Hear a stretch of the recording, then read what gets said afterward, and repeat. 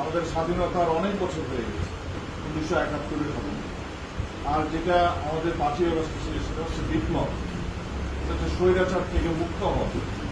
এবং এই স্বৈরাচার থেকে 90-এর এরশাদের স্বৈরাচারী পতনে আমি ঢাকা কলেজের একমাত্র ছাত্র।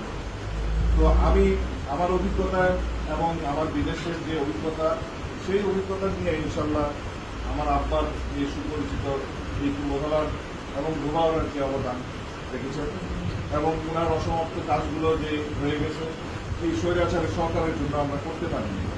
অনেক অত্যাচারিত মানসিকভাবে এবং আপনারা আরও বেশি অত্যাচারিত হয়েছেন, যেখানে আপনাদের ঘর বাড়ি, শারীরিক নির্যাতন বা জেল জুলুম অনেক কিছু। তো আমাদের ঐক্যবদ্ধ হতে হবে একটা সুন্দর বাংলাদেশ গড়ার।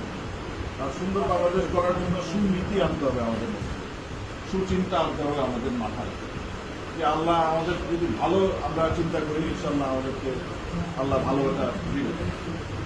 আর এই সমাবেশে এখন অনেকেই আছেন আপনারা, এখানে আসলে কোনো প্রতিযোগিতার কোনো বিষয় না।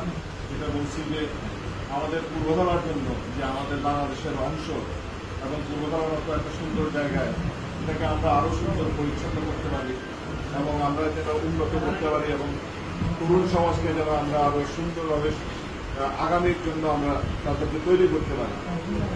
আপনারা জানেন যে এই বিগত 15 বছরের স্বৈরাচার সরকার তরুণ সমাজকে এবং শিক্ষা ব্যবস্থাকে কিভাবে তারা ব্রেইন ওয়াশ করেছে এবং সেই জন্য তাদের পরিকল্পনা ছিল যে আগামী ভবিষ্যৎ যেন তাদের মতোই তাদের গোলাম হয়ে থাকে।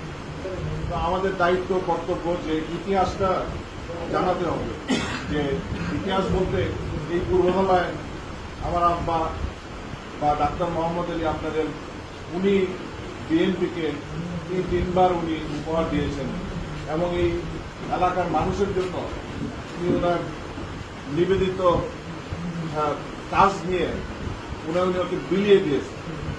আমি জানি না আমি নিজে কতটুকু পারবো, তবে দোয়াকে চাই এতটুকু আপনাদের কাছে, সহযোগিতা চাই যে আমরা যেন একসাথে কাজ করতে পারি। আমাদের উন্নয়ন বলতে আমাদের সবার উন্নয়ন, এখানে একলা কোনো কাজে নয়।